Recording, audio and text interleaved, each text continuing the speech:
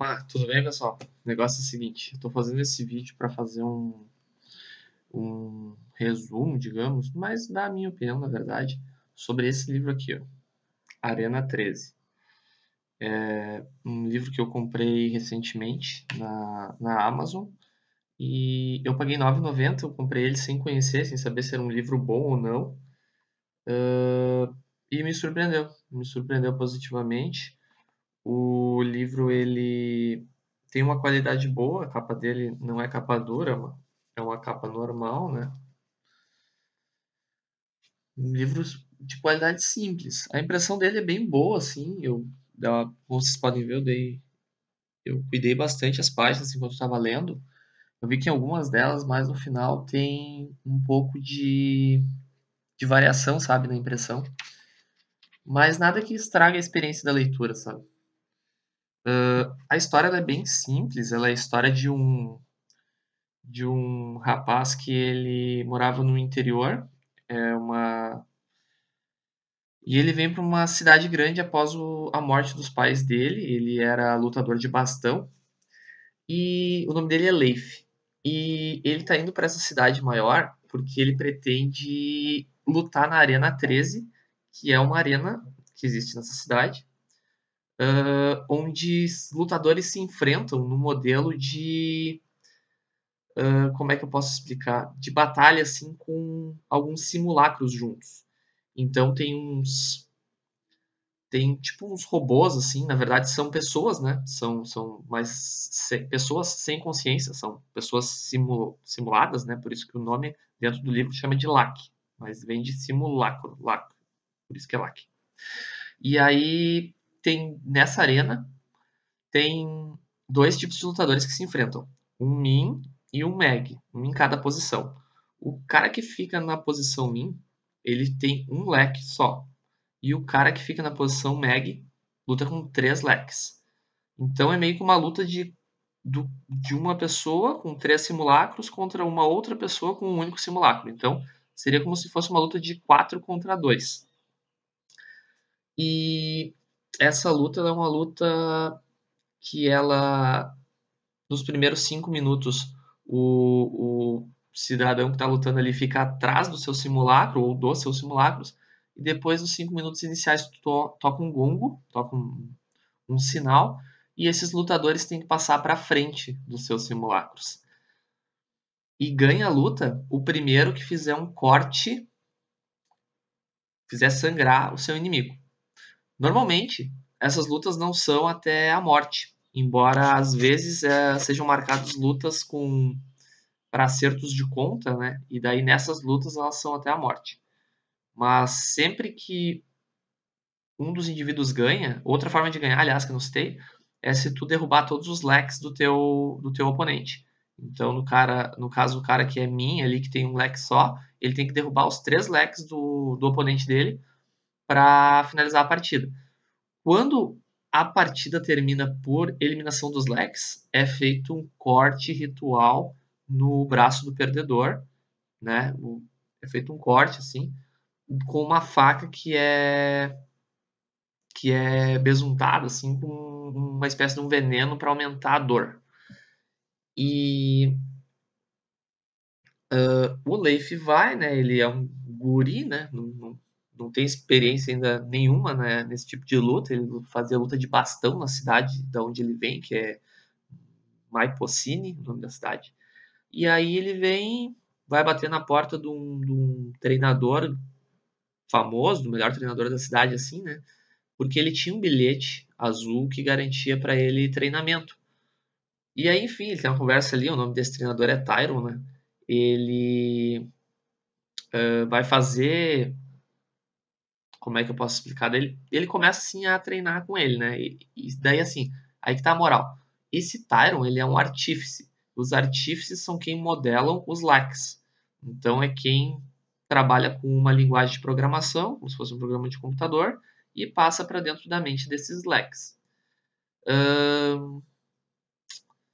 Aí esse cara é famoso, super conhecido, assim, sabe? Ele é o melhor artífice da cidade, enfim, o melhor programador da cidade, para vocês entenderem. Aí ele consegue começar. a treinar com esse cara. E, e daí, assim, ele não sabia, né, o Leif, que o pai dele era muito famoso. O pai dele já tinha lutado na Arena 13, isso ele já sabia, mas ele não sabia do quão famoso ele era, né? E daí, assim, essa cidade onde ele tá ali, né, na capital, ela é assolada pelo Hobby. E o Hobby, ele é uma espécie de um... Ele é como se fosse um leque, um simulacro que evoluiu, entendeu? Então ele tem a cidadela dele, que é uma espécie de uma fortificação, onde ele fica seguro, e quando ele quer, ele desce para a capital e desafia algum lutador na Arena 13. E o pai dele foi um dos únicos que conseguiu ganhar desse hobby. Só que assim, esse hobby, como ele evoluiu, ele tem vários erros. Então, mesmo o pai dele tendo matado o hobby umas 15 vezes, esse hobby continua vivo e continua tendo corpos, porque ele era um simulacro, entendeu? Então ele consegue se metamorfosear e trocar de corpo para outro. Aí ele acaba. O grande objetivo, digamos, do Leif é fazer a mesma coisa que o pai dele, né? Encontrar e lutar contra esse hobby. Só que a história vai se desenrolando, né? E ele acaba se envolvendo ali em confusões com a filha desse Tyron, ele é expulso, depois ele é aceito de volta.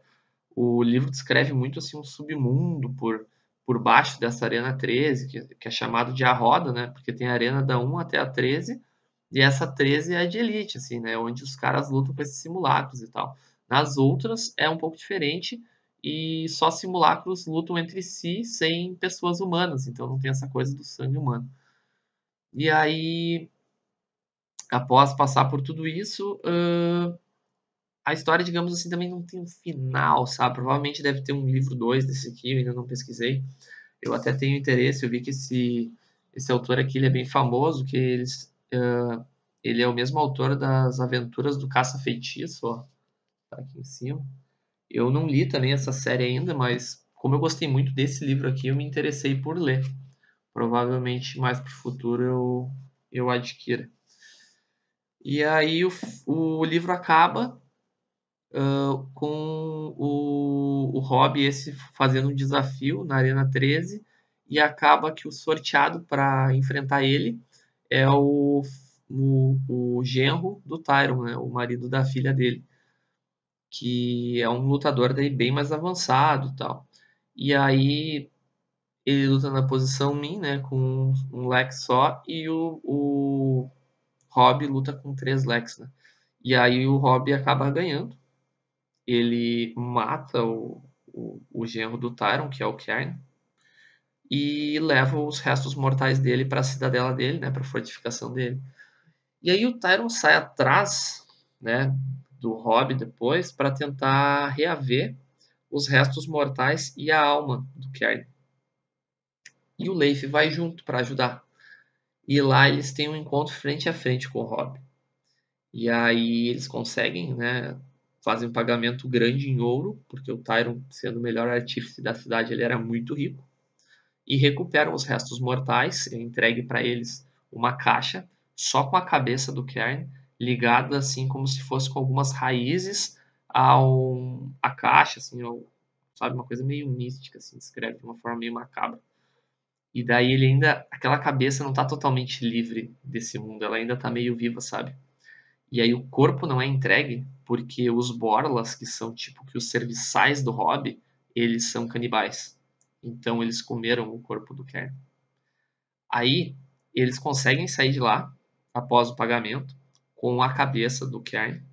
Eles cavam muito fundo, queimam ela diversas vezes e enterram, porque segundo o Tyron, o Hobby é capaz de coisas inimagináveis que não deixam bem claro no livro, então ele termina com esse suspense, entendeu? E aí, como tá no final da temporada, o Leif vai em direção à terra do pai dele, que agora ele descobriu que o pai dele tinha sido muito famoso e tal, né?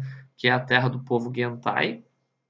O Leif até então não tinha, acho que, muita noção, assim, do quão grandioso era o povo da onde ele vem, né? E ele viaja para o sul, o Tyron arruma uma carona numa carroça para ele. Ele vai para o sul, para conhecer as terras guentais, e o livro meio que termina assim, entendeu? No começo da segunda temporada, o Leif iria continuar lutando na Arena 13, né? Porque na primeira temporada, mesmo sendo um iniciante, ele teve lutas, né?